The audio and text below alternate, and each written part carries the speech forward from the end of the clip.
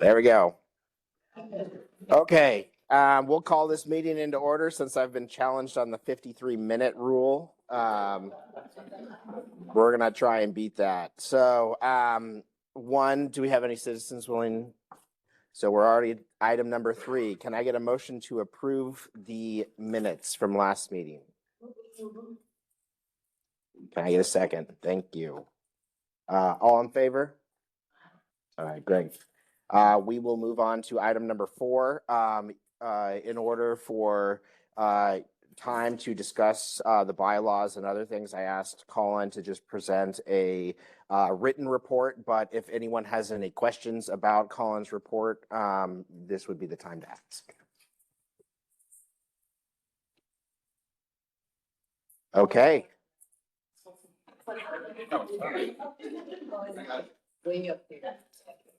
So we will move on to enterprise risk management updates.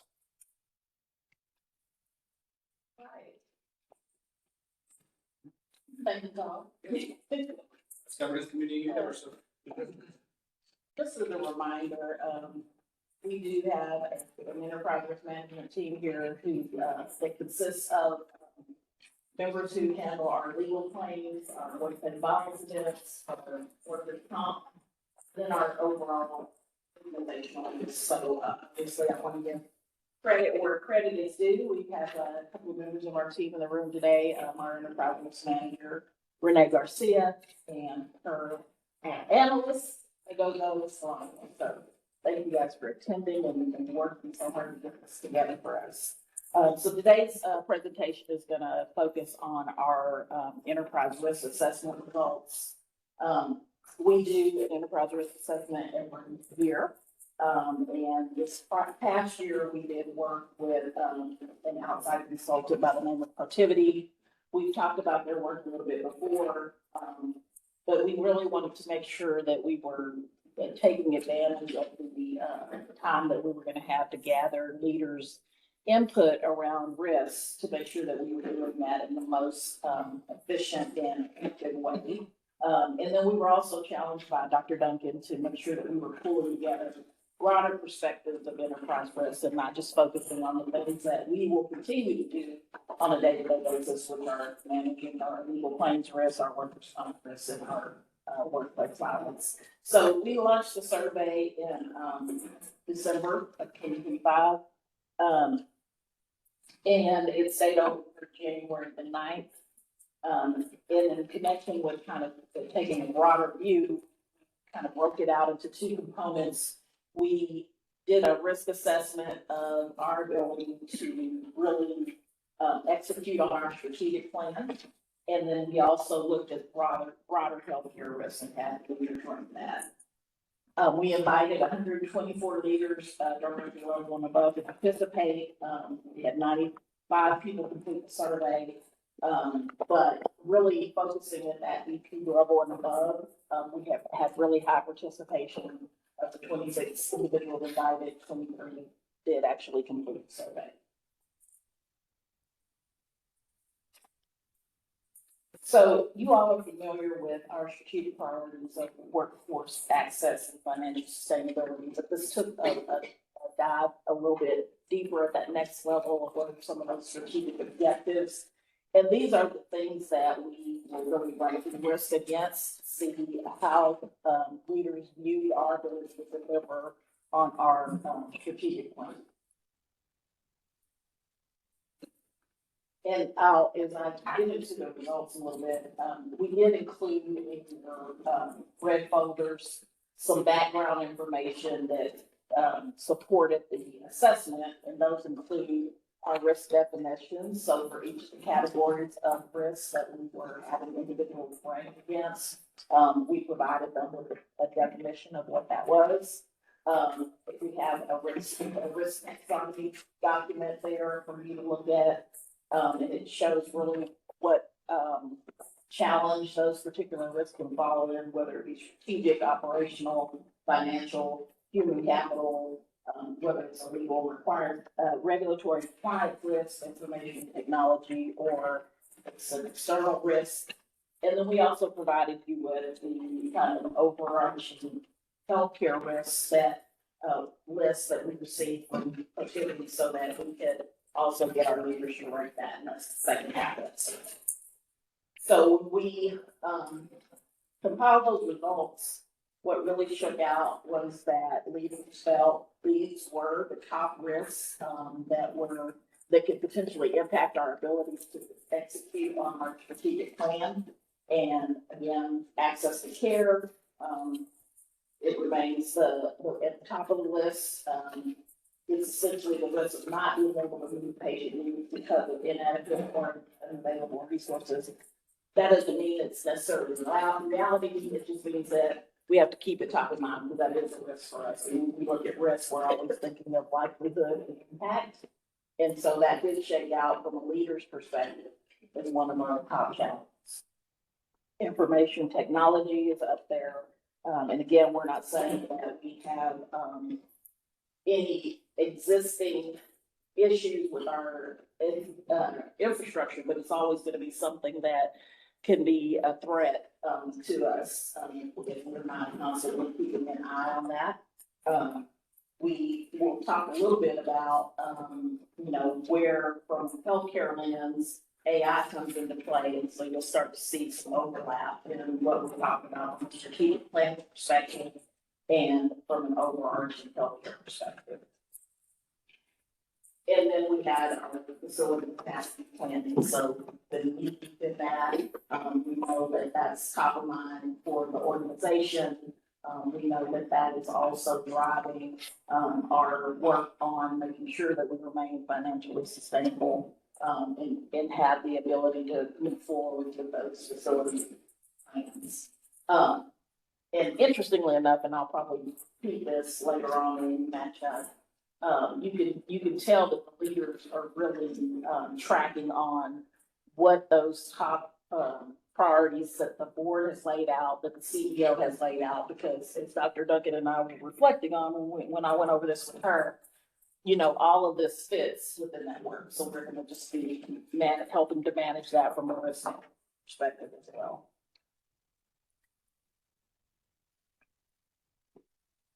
So if I mentioned, we did the same thing, the ranking exercise with the overarching healthcare industry risks. And this is what shook out from that perspective, ability to attract, develop, and retain top talent, economic conditions, including inflationary pressures, adoption of AI and emerging technologies requiring new skills. But I really want to get to this kind of side by side because this is where you see how they kind of cross-pollinate from a risk perspective. When you think about the concerns about our access to care, that dovetails into our ability to attract, develop, and retain top talent, and also adoption of AI and emerging technologies, because we're going to need those things in order to make sure that we're able to maintain appropriate access. When you look at information technology infrastructure, that again dissects right with adoption of AI and emerging technologies requiring new skills. And then when you think about facility capacity planning, again, you're thinking about our ability to attract, develop, and retain top talent that are going to be looking to make sure that we have appropriate facilities for them to carry out their work, and then the economic conditions, including inflationary pressure. So as we, what we do next is we assign, we work with the leaders and assign executive champions to help us monitor these particular risks and then come up with action items that we can deliver on. Again, the fortunate thing for us is that as we're keeping an eye on this, we can really help individuals who are already developing operational plans in connection with these particular ways for their areas. And this is just an example of what we work with to develop from a reporting out perspective. We anticipate that as we move into this next environment, there's going to be different reporting tools that we're going to be able to leverage out of that technology. But for now, we have developed a dashboard so that as we're reporting out, the governance board will be able to look at the color of that dot to see how we're performing.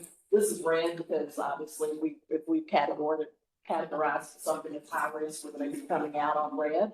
But we're going to also have a trend line, whether it's trending favorably or negatively.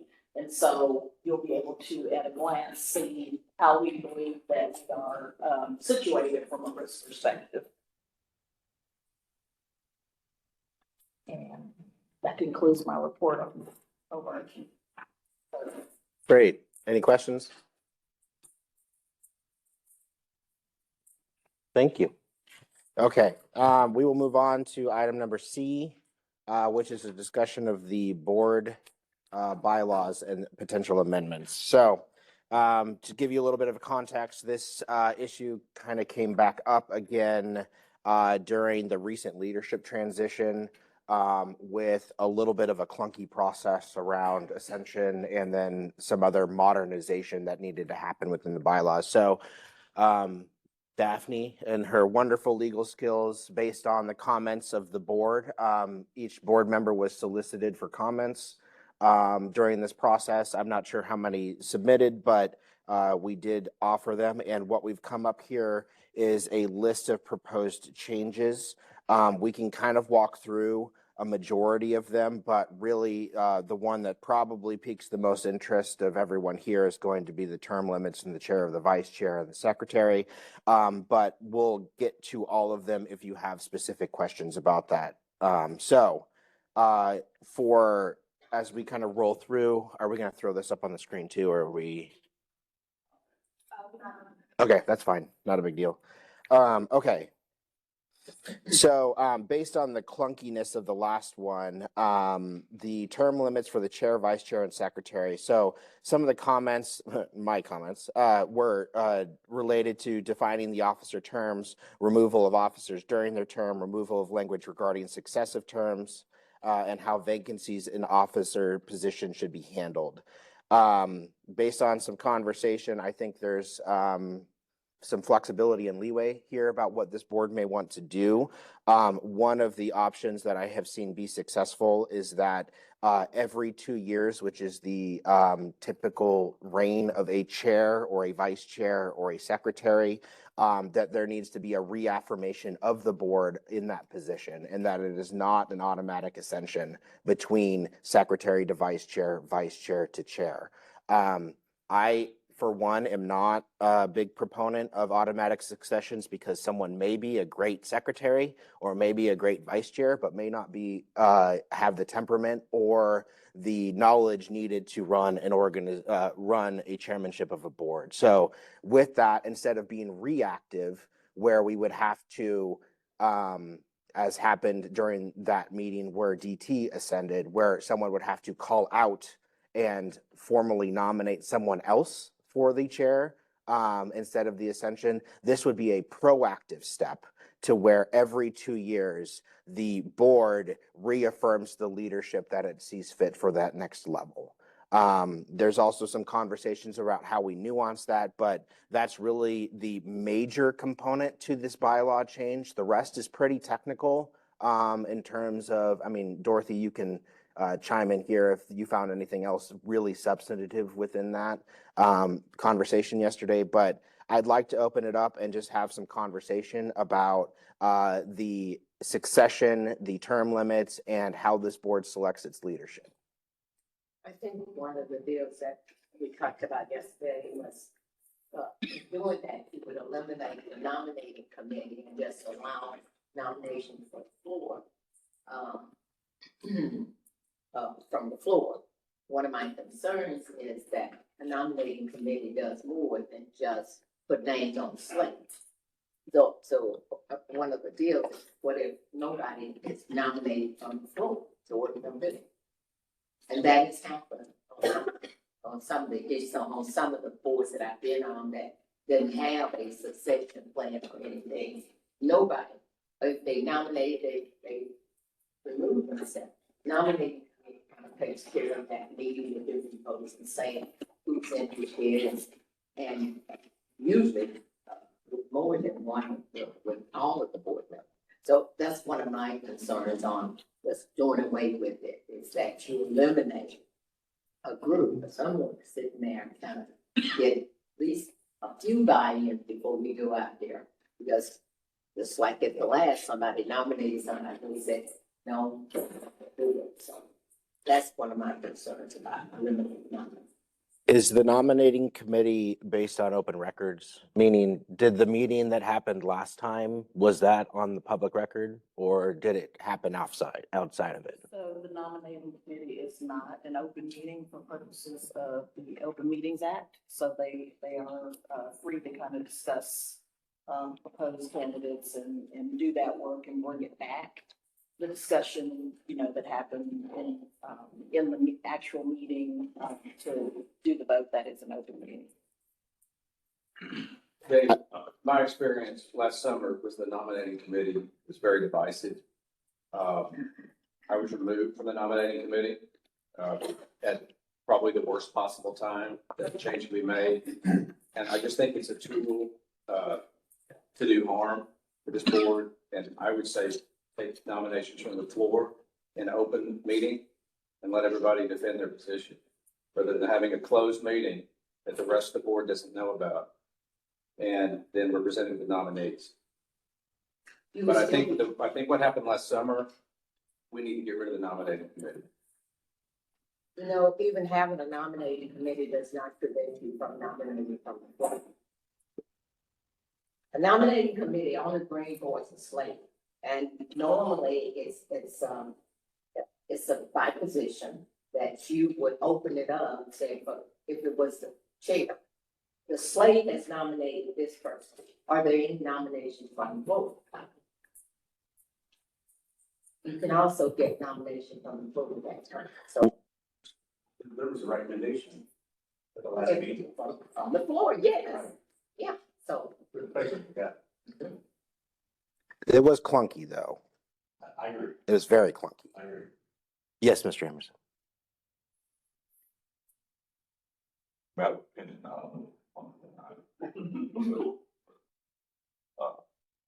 I'm not comfortable with doing away with decisions of sitting in the next position. Who's to say that person is qualified or not to handle that? The board. But you don't determine that if Dorothy sits as vice chair and Justin sits as secretary, okay.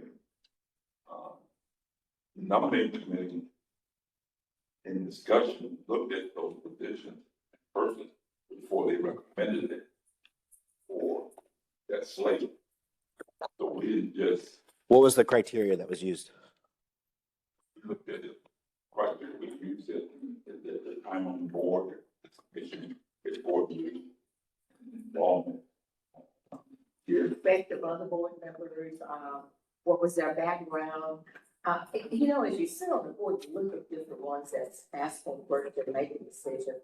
And you use that information, as we are in there. That's part of the discussion. So I see that as a off the record conversation that the board is not privy to. And so I'm okay with the nominating committee, but I think that conversation should be held in public. Because I think that was where some of the distrust happened last time. And so we didn't know what the criteria of the board members were, and it ended up being clunky because of that, I think. And so found me when you say clunky. well, one, the procedure for nomination, I think we spent like 15 or 20 minutes on whether we could nominate from the floor or how we do it around the slate. I do remember a very specific conversation around that. And then the fact that a board member had to call out someone that they did not want in leadership. You can flip that and make it proactive. You can make that we reaffirm you, and you can still vote no, not a big difference.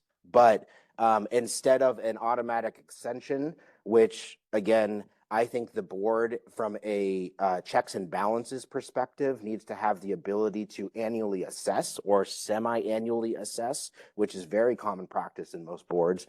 This board actually doesn't do self-assessments and has not done in a while, which is also part of this conversation. So to me, I want to build this as a check and balance. There are many backgrounds and there are many different criterias for leading a board like this. What I want is for the board at all times to have the ability to make sure that it has the right leadership at any time. And I would think that we could, as we're doing this, is that if you're sitting at one of those positions as the vice chair or as the secretary, there should be some education that you require that if you want to be an officer, this would be part of what you need to do. One time, all of us, our goal was for this whole board to be trustees.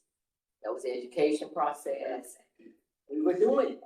But I think that in order for us to be fair and have some objectivity, if I'm sitting as the secretary and I want to do it, I'm going to go through those education and start preparing myself, if that's going to be one of your requirements. Yes. But I think that we need to look out, what is it that we want the board to have? Board, there's some things all board members should have, but if I'm interested in being one of the leaders, there's some additional stuff. Yeah. Assessment tool, what you say, that's, the assessment. Well, again, I go back and forth on most boards I have been associated with, you can nominate anyone from the floor. I would highly doubt that leadership in this board, given the interest that's been around it, would potentially be non-existent or no one would step forward. I could be wrong.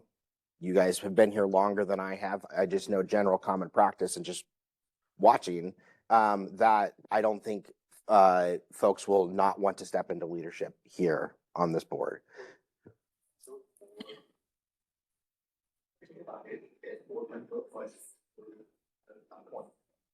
They're both. Well, I mean, I said on public-private, both. Well, I think if we set up something like do our assessment, one of the deals that we don't have, like we don't do board assessment, we're talking about setting that up where there's some things that we would have automatically on. You know, somebody who maybe want to be a leader and we've had 12 board meetings, they showed up for 3 of them. Yep. We had a committee and they was on a committee and they had board meetings and they showed up for 1. Those would be some of the things that you would have, but we have to set those up. And so that to me is part of, as we make these changes, that if we make those changes, that is some of the things we have to add. Absolutely. I firmly agree that there should be a level, I think both from a healthcare perspective and also a governance perspective that board members should be trained into. Because again, one of the great parts of this board is the diversity of experience. But with that, there is probably, as with anyone, gaps in knowledge within the healthcare industry or governance. And to me, for a strong functional board, that level, the more we can raise it, the more productive and effective this board can be. And so with that, I fully agree, because there's 2 parts to this process. There's this bylaw process, and then there's the standard operating procedures, which will come as a secondary part of this. So once we get through this discussion and have the top line bylaws fixed to the likings that we want, then we will move to the standard operating procedures. And within there, I think we'll add and install more educational components, and then also a stronger conversation around the board assessment annually. Has anyone here read the standard operating procedure? I did, now that I had to do this, but I don't even know where they are. Yeah, so if that's something that we're supposed to know, probably I should have it. Yeah, the note in the portal and I, officially still to be monitoring now, but what's the main Does the chairman nominate or pick the nominating committee? yes, That's comprised of 3 people. I believe so, yes. which then determines the. Slate of candidates, yes. So it's a little bit of a circular, if you think about it from a governance perspective, it's a little circular. Yeah, it can be. I'm not saying that it was, but it can be. And so in establishing best practices, the goal should be, if we are all individually appointed board members, the authority should be diversified to allow for that. Not for, again, I have no problem with a transparent set of credentialing for candidates to go into leadership positions, but that's not what seemed to happen, even if it did last time. And that was where I think if we can build that trust, we can have a better board worthy of trust around these decisions than something that looked like it was made in a vacuum or a void, even though I don't believe it actually was. I can't imagine a better nominating board with 3 people who sat on it for all shares with an unbelievable amount of experience. For them to, say, hey, we believe this person. I know I was one of the people, so I wasn't like, wow, they're brilliant. They thought of me. No.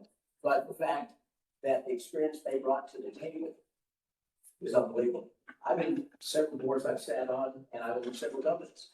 One of the things I think we lack, obviously, our standard operating procedures need to be visited, but job descriptions. If you want to be a secretary, you've got to have done this, Uh-huh. this, you've got to be assistant chair, you've got to have this experience, did you take this class, have you moved into this? I agree, it's not always time and grade, but it's what you've taken the time to learn. Can you lead? There's a lot of people that are very smart, Yes. but they cannot lead. Well, Al, I have a different experience. I was removed from the nominating committee at a highly sensitive time for this board, and wisdom would have said, hands off, leave the committee alone if we're going to have a committee, which the bylaws say we have a committee. But instead, I was removed from the committee to influence the outcome of the committee's decision. At the last time, that should not have happened. That's just bad management. So I think a nomination. So I want to cut it there. Can I go to your comments? Just to clarify, current state nominating committee only get together when there's a vacancy in the chair, vice chair, or secretary position, is that federal? I believe so, yes. Well, here, bylaws require that they meet annually and when they're. Right.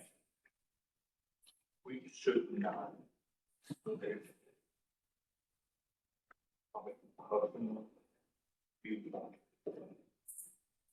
It was an uncharted time. Mhm. Nobody ever been vice chair. And the reason I put the 3 former chair there because they served a long time. And have the experience, they see the risk. They saw a lot of stuff. And one of the things that I was very, very cautious about is not letting the political get into my board. Even though we were going by partition. And that was the reason I did it. And if there's any open behavior, you wouldn't see a person nominated by that committee, like a 2 appointed by a Democratic commissioner and 1 by a Republican. And a slate of 3 officers, all Republican.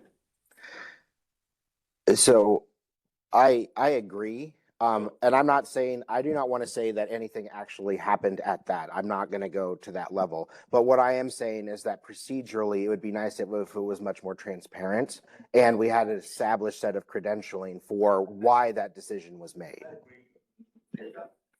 But I was very cautious because I did allow nomination on the floor, which the choice that I didn't have to make. I want to make sure that everybody has. That day.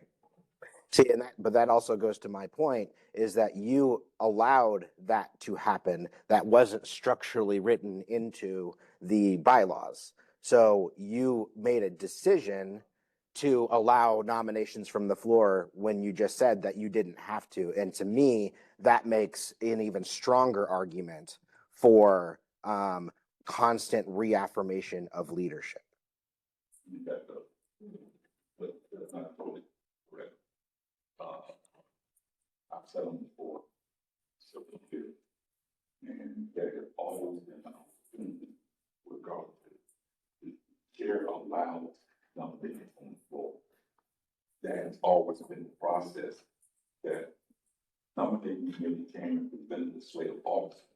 It was always opened up if there were any nomination from the floor for specific office. Mhm. I'm sorry to say it was late, but we were doing best we could to be transparent. Nothing done behind the scenes, undercover for the last slate of office. We talked, I sat on that committee, I sat on that committee and we talked about it. We looked at the entire board. We didn't look at this individual. We looked at the entire board and who we thought the best fit in those particular spots. We also talked to the individual and how they felt about those spots. And then we brought the slate of officers to the board for recommendation. It was nothing behind the scenes, nothing. We didn't look at political. We looked at the individual, their qualifications, when we made the recommendations here to the board. But we have all, but every time, even when there was a vacancy and the vice chair moved to the chair, it still was offered that there would be a nomination made from the floor. So that it always takes place. That's it. And I'm the only one that served as a secretary 3 times. And the first 2 times, my success, my nomination without the vice chair, I declined twice. Yes. So what I would recommend potentially is I like the I mean, you guys can, this is a board decision. I like constant reaffirmation of leadership. I just do. And then secondarily, I'm okay with the nominating committee with transparency. I think if we had a transparent set of credentialing for how that decision was made, I think that would be entirely fair. So I have no problem with the nominating committee continuing, with the caveat that it is either open meeting or it is the board establishes a set of credentials for leadership. I think we need to establish that period, but I agree with,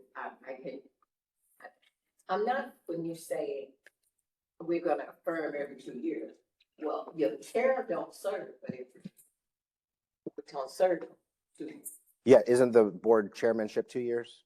Yeah. Typically. So I think every time you would naturally have that leadership change, that slate should be reaffirmed by the entire board instead of having someone, which I think the procedure is now, where you would have to submit a note that you don't want something to happen. I think that's what happened when former Representative Davis was here. Clarify something that you can nominate from the floor, and now we're gonna do that, follow that. Yeah. Have to take care of that. Yeah. But even if we do that, I still believe that we should clarify the qualifications and if you want to be an officer, have it out there. These are the things you need to do.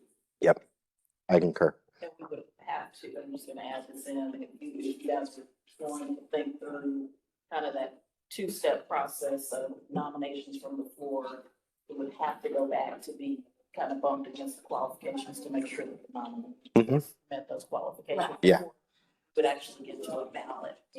There should be an established set of training required, and I hate saying this, but there should be an established set of training required for all board members for baseline competency, and then there should be established for leadership, and there should be and we can come up with the credentialing, but I'm thinking like risk management's one, basic healthcare knowledge, Medicaid, Medicare, like how do we, have that conversation? And then even public affairs, because the chairman is technically the spokesperson of the board. And I guarantee you, not everyone here is probably comfortable going in front of the sticks. And so those are the types of things that I think are good one, professional development conversations, but two, should, I think, increase the competency around board actions. I agree, I understand what you're saying. I would like to challenge, as we said, I didn't see it clunky. I thought it came up extremely democratic. People were faced to sit there and say, I'm not voting for you, I'm voting for you. And I thought that made it very honest, but it opened up to the floor. And, well, my feelings were on the line, who's voting for me, who's not voting for me, can't help that. And you sit there and you say, that, I don't think that was clunky. I thought that, hey, if we all had a true voice here, we didn't just what the nominating committee brought, what they thought were good candidates, but we opened it up and said, hey, what do you think? Everybody here. So I thought it was great. I didn't think it was clunky. I really felt that democratic feel was in the movement. Well, yes, but I also, the procedure in which that was called, I think, I mean, you're going to have to, I don't know them by heart, but I think I think former member Davis had to challenge the ascension in order for it to get called. So that's what I'm switching. I am switching someone having to challenge someone very personally to a reaffirmation of the board where we can have that conversation either way.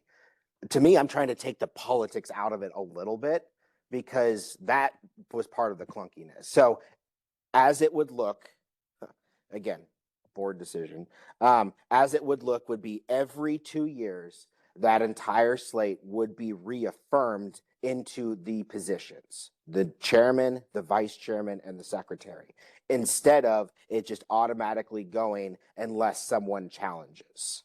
What happens if the chair does not serve 2 years and does the other year? We would have the exact same process. So it would be the same process either way. Back over, or would the vice chair move up temporarily into that? I would recommend, Here's where I think the succession has to be. yes, So there's not a void. yes. I would argue that you just make it a uniform process where every time there's a vacancy, the board has to reinstall its leadership. I don't mind. I don't think the board will go different. Like, this isn't a conversation about like having to go a different way than the succession plan. What it is that there is constant in this high-paced, fast-paced environment of healthcare, there is constant changing with what the chairman may be required to take upon. And to me, simply reaffirming them every 2 years isn't really that big of a stretch. Every 2 years, you're gonna have a vacancy. Yes. Chair only served 2 years and they rotate out. And so what you're saying is at that time, the vice chair, whoever's vice chair, would, instead of moving up to be chair, we have to have a nomination committee and for all three slates? Yes. That would be it. I disagree with the vice chair and because I know things can happen. Well, I never thought we would have it happen where two people that's in leadership would be removed the same day by Commissioner's Court. That is, even when I worked here, that didn't happen. Yeah. But that was so unusual. And even with what you were saying, unless we have a special call meeting and something happens, nobody can respond as the chair. Mhm. Because you don't have anybody. So that part of it bothers me. Because even at this time, something happened and we had to have someone there to be that chair. Yeah, you can have it be for a meeting or two. Like there can be we have actings all the time in government. There can be someone who is the secretary that gets slotted up to run the meeting. That's not, and or carry the authority of the chairman, for a temporary period of time. It's just when we install permanent leadership, I think that should be reaffirmed by the board as best practice. So we would take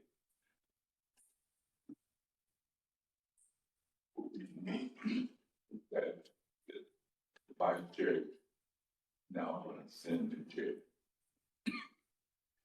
Chair's 2 years up. So then we, for a vote, will we interview that vice chair to see if they want it? Yeah, as part of the nominating committee, if we make that process transparent, all three positions would be eligible for new leadership. Or you can follow the succession plan as you see it and originally established. You just reaffirm it as part of the process. Nothing is prohibiting the vice chair going to chair or the secretary going to vice chair. It's simply allowing the board a check and balance as part of the process. Or do you feel someone's capable of being chair if they've not served as vice chair? I would have to ask what the substantive training is of the vice chair during the years or 2 years that they're in there. I don't, that's a question for you two and maybe the acting or the current vice chair is what responsibilities are you given as vice chair that trains you right now to become chairman? Well, when I was the vice chair, I also chaired the position, kind of position group at Plank. So as a part of that, I was the chair for that. So I took that over. But as the vice chair, I worked with Chuck on most major issues that he was having, that we was going to do. He brought me into it, so I would know about it because he only had 2 years, and most of the time as stuff came up, he brought me in, so I would know about it, would be a part of the discussion. So it was a valuable piece for me when I was the chair. When I was. Yeah. But was that built more on the relationship that you had, or is it structurally built into how we bring the vice chair along as part of the process? To me, we invite Well, my big thing, right, is like appoint chair, vice chair, and we shape the board, but the hardest part is that I can't pick. We can pick board members. We can only deal with board members that show up at the meeting. Mm-hmm. All kind of experience, all that stuff. Like that is to select for the vice chair, the board by the board was the chair of the finance. Does anything stop at finance? After those two things, it be committed to. But that's the place where the most exposure get out into their idea and then going for that because it's had a compliant plus everything. What those times back. It's when I select board member for a different committee. I look at skill set that they have that they can contribute. I also look at the area that they're not familiar with. Because one day they may take over the chair of the committee or they take over the chair of the leadership. So I may put people that don't have anything to do with quality, be exposed to quality, understand what's going on with the institution that we have. And then the reason I told you because we have the vast experience with the insurance benefit. That's where HR design. That's why people that have a committee to give us that outcome to take care of the most vital thing that you have is our OED. All that stuff sit right there for retention, for development and everything else. So that's kind of where I kind of move things around. But if we have a formula down the road, it would be better, but we can't look exclude people because they don't have exposure to that. There are other board members that goes on some need exposure for it. So, Absolutely. So, yes, sir. When I served vice chair for the executive committee, and I attended every meeting, executive committee, every CEO. The agenda we met. Also, at that same time, it's that time, the planning committee and the finance committee were separate committees. I chaired the planning committee and also chaired the compliance. So that's what helped me get my experience and learn. When I came on board, the only orientation you had was attending the board meeting. Mm-hmm. There was no orientation at all. So you had to learn OJT, and that's how I learned by serving as vice chair and just observing board meetings and and then serving chair of the committee. I think we do ourselves a disservice if we don't have that connection between the vice chair and eligible to rotate up. I'm sorry. But what I'm saying is that there's no reason that can't happen. There is just a check to the system in case the board chooses not to have that happen.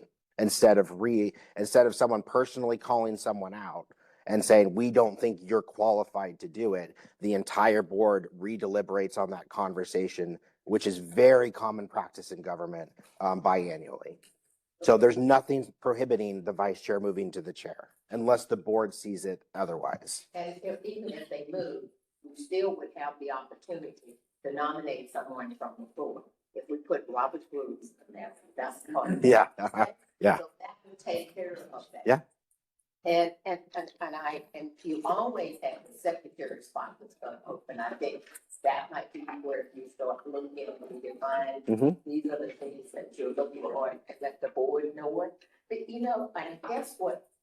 As the nominating committee, I talked to other folks to say, hey, this is open, what is your interest? Are you doing?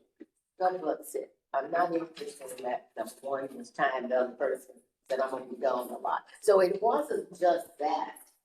Mhm. When I'm talking to you, what are your interests and stuff like that. So there were others that didn't want to do it. So it wasn't just. Yeah. But going on that, I would think that I'm still gonna keep the nominating committee. Yeah. I think when you say you're reaffirmed that it's no more than, It's I think the procedural. position moves up and we have Robert Rules and you can always nominate from the floor. You don't have to do what that says. Yes. That's essentially what I'm trying to get to. All we have to do is. Yeah. Keep our policy as it is and exactly, but it would be Robert's rules and you could nominate. Yes. Or that's standard practice. Yep.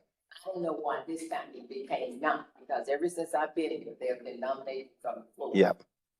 And that would take care of that, but we also need to address. The nominating committee, the competencies. So what we'll do here, this is the discussion for the next governance meeting. We'll actually come with language where we can all wordsmith. I know those are really fun meetings, but we can all wordsmith what it actually says.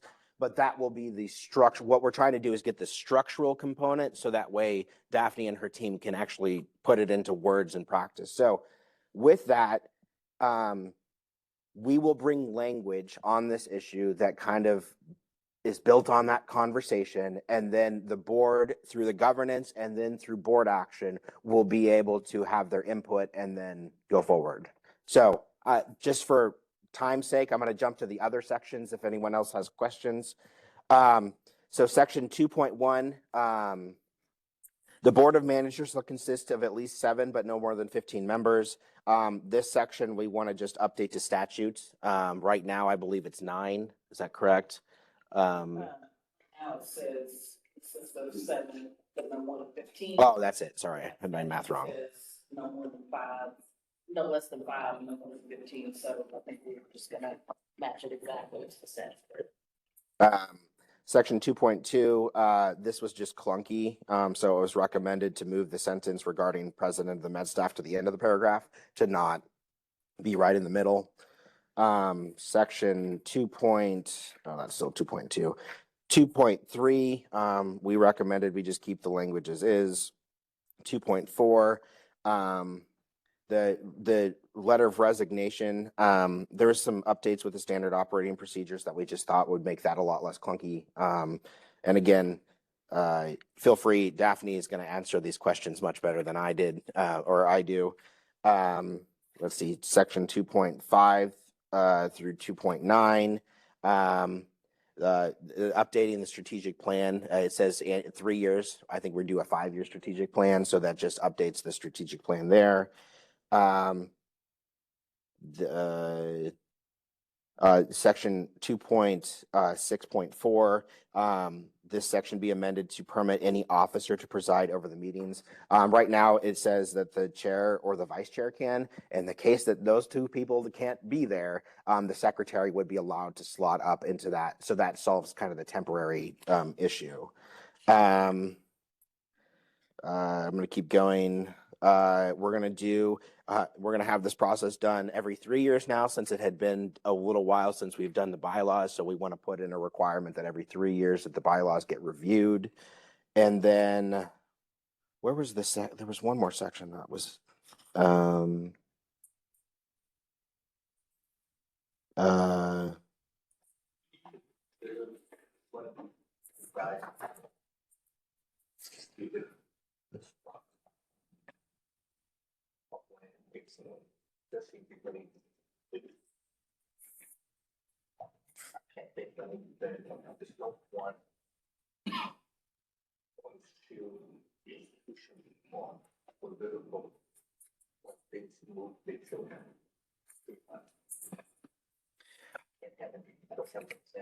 yeah, well, typically in government, what you do is you have your regulatory structure, and it basically says the date stamped. And then from that date stamped, which is usually the date that it's approved, then it becomes on that timeline. So if we were to say approve these by governance would happen in June, and then the next board meeting would be July. So assuming we have these done by July, then July every 3 years, that would be the new cycle for refreshing the bylaws. Any other questions specifically?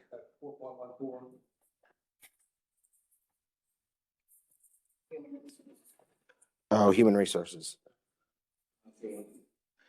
Oh, yeah. Okay. So there was a recommendation to add 2 physician voting members appointed by the president of the medical staff. So I actually think that should be a conversation in total around conflict, because there are reasons to have folks on, and there's conflict within the governance where it would actually benefit themselves with some of the topics that are in that committee.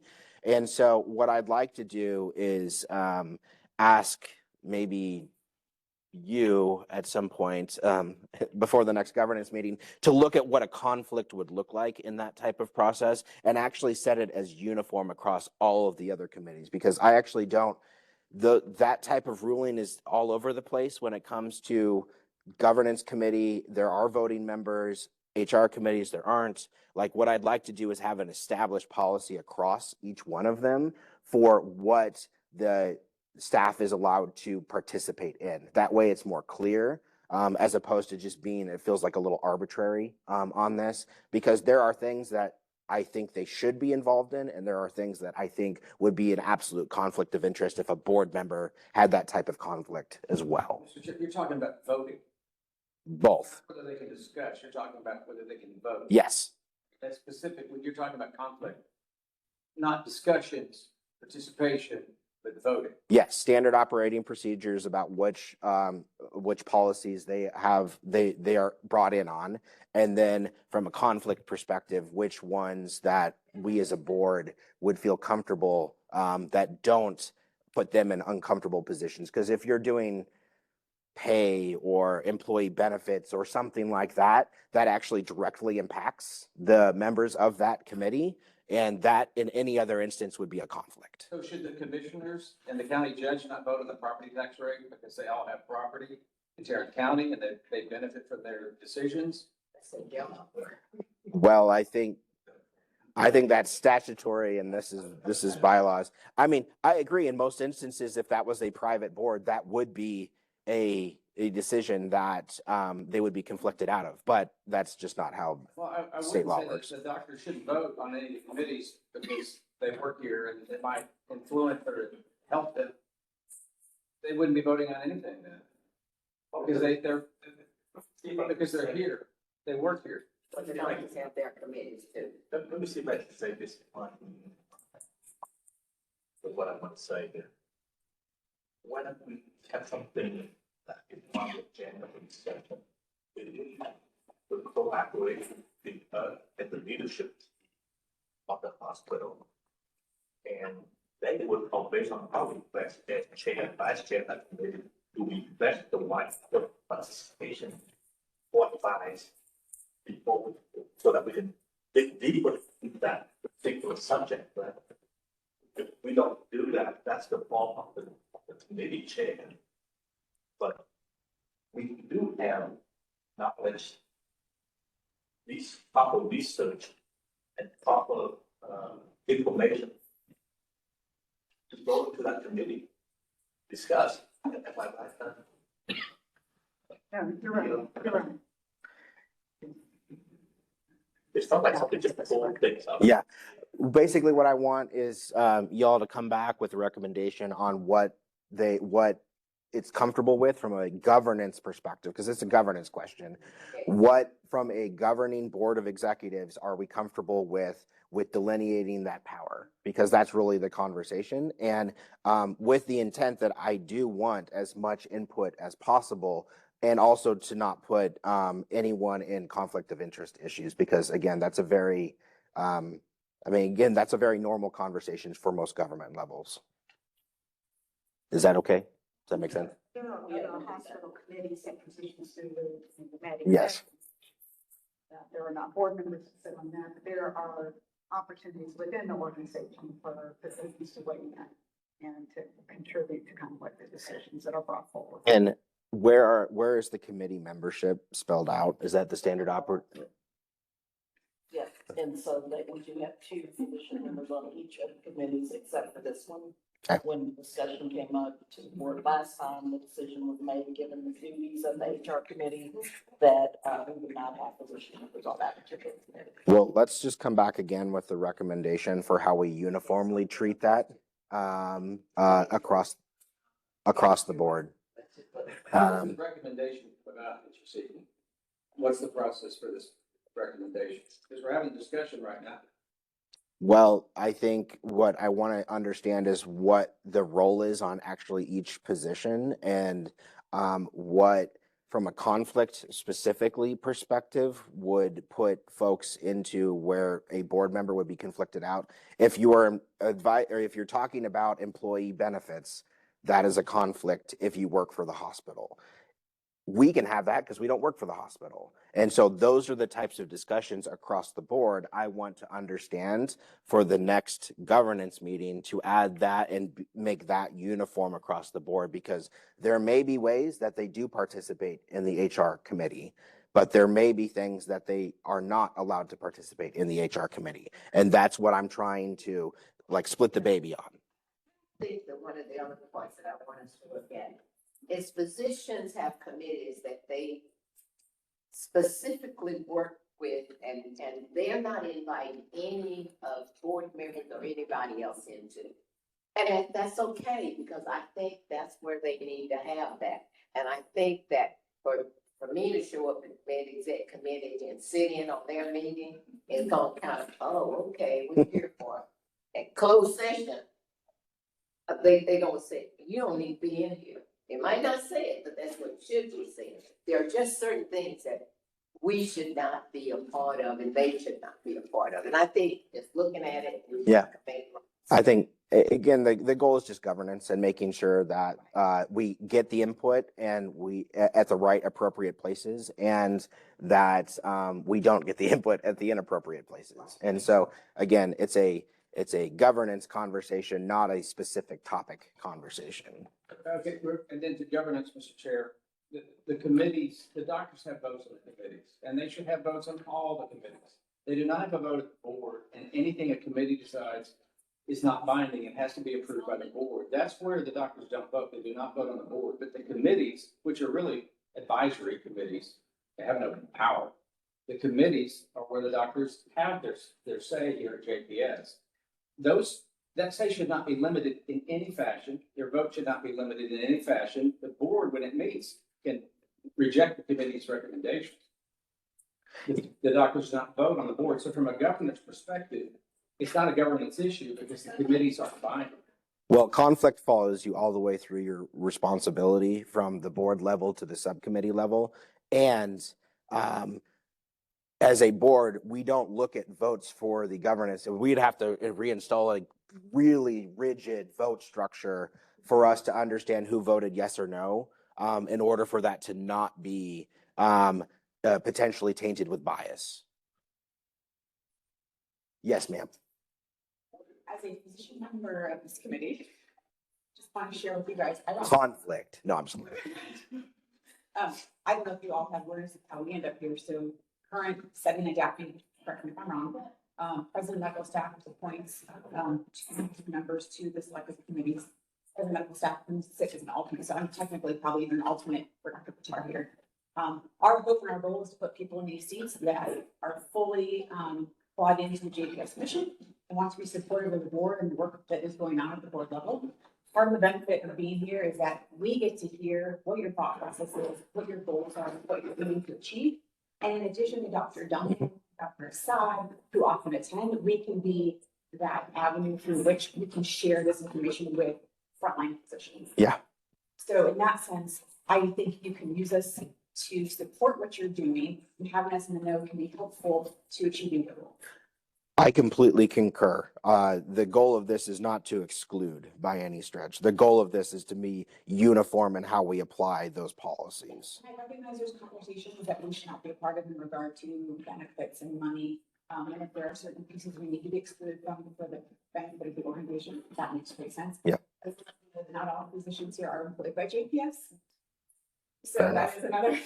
Fair enough. You're right today. Yeah.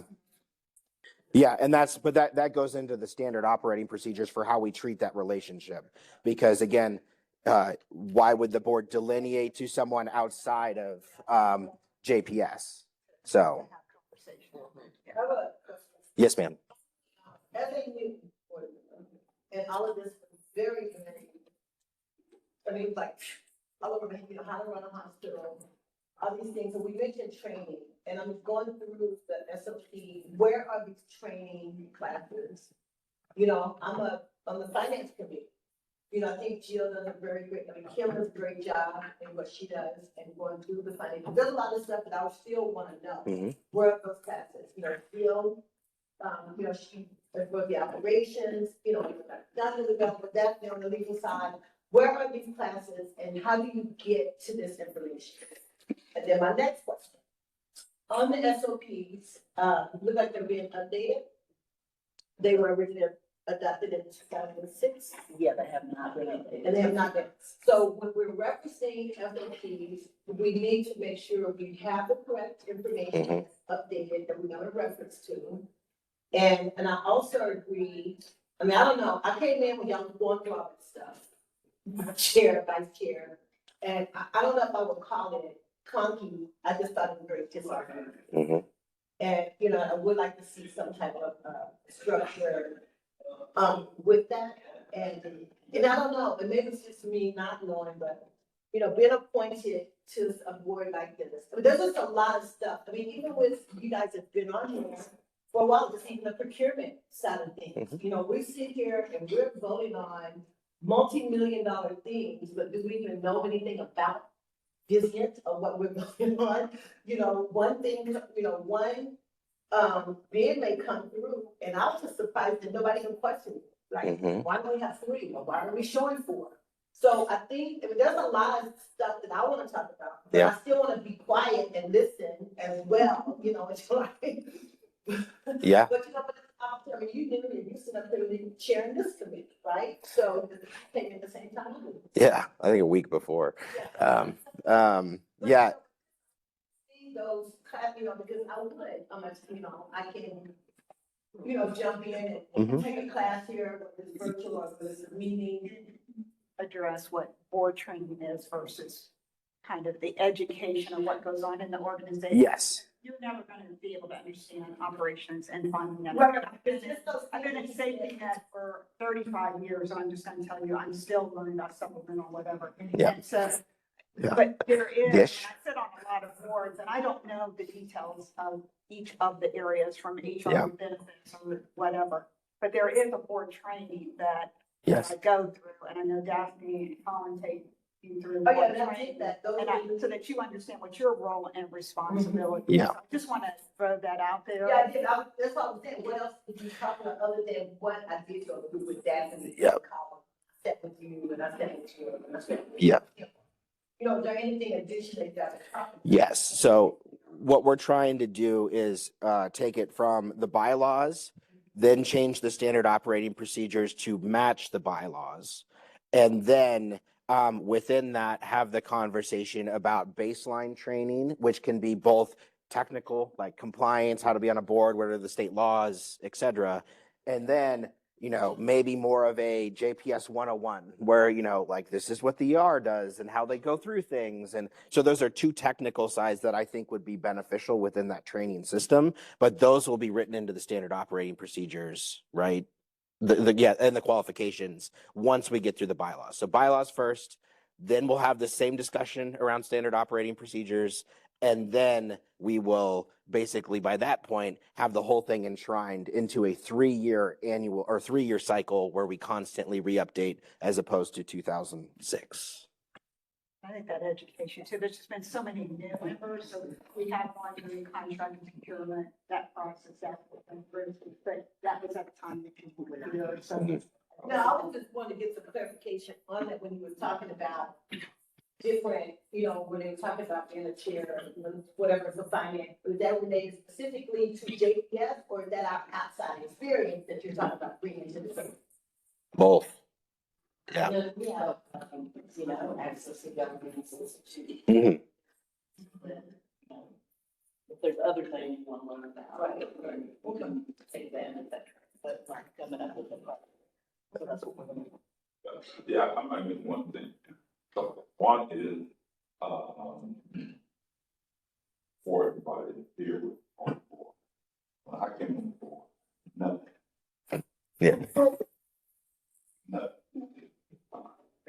Everything happened with the world. So I had to learn on the fly. Since I was done and it happened here, there has been some training. Mhm. But also I did say, and I did this a couple of times before, TAA, Texas Hospital Association, it is good to attend those meetings. They have annual conference every year. I think it's gonna be in Fort Worth. I think it's at Fort Worth. Yeah, and it would be helpful if board members could attend the THA, because you learn a lot about boards and process and organization and hospitals. Because it's represents board, is for board members and they have all of the state. And that's something that really helped me. Gordon and I faithfully attended, record, we went each year. Yeah. So we had to get out, so many hours to remain a trustee. Oh, yeah. There's definitely a different threshold. So, okay. So, what we're going to do, this is not the end of the conversation. This was the beginning of the conversation for the next governance meeting. What we will do is I will work with Daphne on the drafted language to show you all at the next governance meeting. We can spend plenty of time wordsmithing. We'll send it out beforehand, right? We can do that. Plenty of time wordsmithing, should you all have a different policy direction that you want to do. But that will be the general goal. So by the June governance meeting, we will have a draft of the new bylaws for your all's consideration for approval to potentially go to the July board meeting for formal adoption and approval. Then we will reset the whole process and do standard operating procedures and then bring both of those into alignment on a 3-year cycle to constantly be refreshing them. Any other questions? Already lost the time battle. Okay. Okay, we're gonna go to section 5, consider governance matters related to committee action. We have 2 items. We have a C walker and a D walker. I'm gonna call that out. You know, it's true. So I will turn it over to C Walker, to So we are requesting approval of the information blocking policy. There's no changes to the actual document. This was a technical change. I think to alphabetize the references is what the change was. Great. Do I have any questions on this? Without that, can I sustain a motion? 1, second. All in favor? Any opposed? All right, passes. Thank you. Okay, item number 2, ERM 1100 AI policy. Yes, so our last board meeting, we did a presentation on AI and board, our planned government structure, and one of the things that we mentioned is that we would be bringing forth a proposed policy, to the board around artificial intelligence, that will drive kind of the procedures that we would put up. So I'm asking for approval of ERM policy 911 under artificial intelligence. Any questions?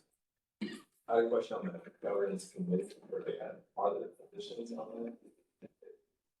On the, yes, so we have, I don't have the document back in front of me, but we do have representation, so we'll have Dr. Hu, I believe. Yeah. And I believe Dr. Side is on that as well. It's a, so work group. Yeah. Oh, Yeah, then we also have, because, the IT steering committee reports up to that, so any of the position representations on that committee will also be part of it. So that was my next question. Just Yeah. Because when these things were implemented in the past, they have not gone through the position vetting in on the front line. Oh, it's gotta be, And so my- from that This one perspective definitely first, has before it that. comes up. Yeah, this is a hack, so it's gonna start there and bubble up. Yep, that's Are right. you interested in? I'm very, Are you really? Yeah, yeah. Okay, okay. yes. And Sam. Now we Yes. told him which time. Yeah, Yep. done. That we can decide upon today. I'm very interested, so I would love to start to win that opportunity. We possibly Saturday, Sunday. Yeah. Any other questions? Barring none, can I get a motion? Yes, Second. done. All approve? Any opposed? Done. We have no closed session, so at this point, at 1 hour and 10 minutes, we will clock out of the governance meeting. Wonderful job.